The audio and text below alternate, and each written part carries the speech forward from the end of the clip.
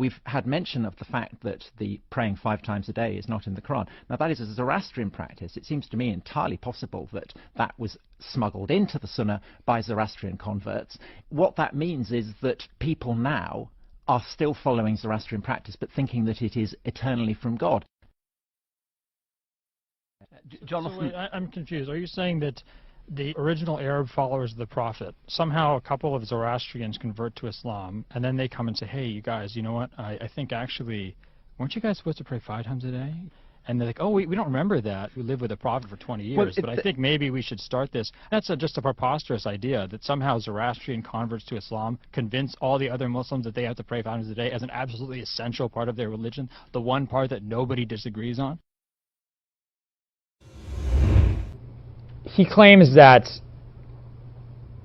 the 5 daily prayers came from Zoroastrianism. What he means is that after the death of the Prophet, in the early Islamic period, Muslims were like, hey guys, these Zoroastrians, they got these 5 daily prayers. Let's do it. That's basically his argument. I'm not trying to make fun of Tom Holland since it's getting recorded, and I'm sure I'm going to get in trouble for that. Georgetown professor makes fun of Tom Holland. You don't believe people when they talk about themselves. You can't believe a religious tradition's story of itself unless it's making itself look bad. Then you can believe it. He says that there's a rabbi in the late 700s in central Iraq who says some Zoroastrians, when they became Muslim, they continued to practice existing traditions. It doesn't say they continued to practice 5 daily prayers. In fact, it's actually talking about drinking.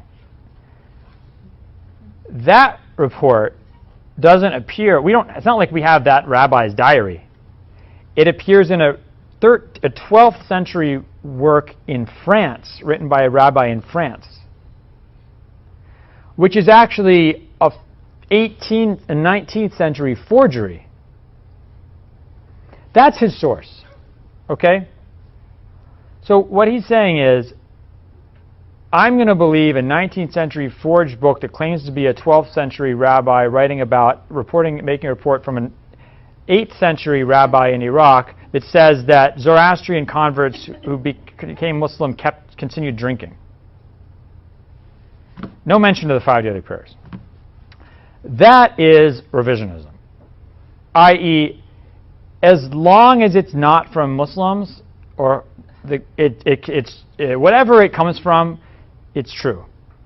And even if that chain of reasoning is a lot crazier, look, we know that Islam took up pre-existing practices. The Quran says, كُتِبَ عَلَيْكُمُ الْقُرْآنَ الصَّوْمُ كَمَا الصِّيَامُ كَمَا كُتِبَ الَّذِينَ مِنْ قَبْلِكُمْ. Fasting is ordained for you, as it was ordained from those before you. The Hajj, all this stuff is pre-Islamic. Maybe 5 daily prayers were a custom that the Zoroastrians have. But the Prophet adopted this into Islam. So it's a legitimate part of the religion. Why is that such an outrageous idea? I mean, that's a perfect example of revisionism gone wild.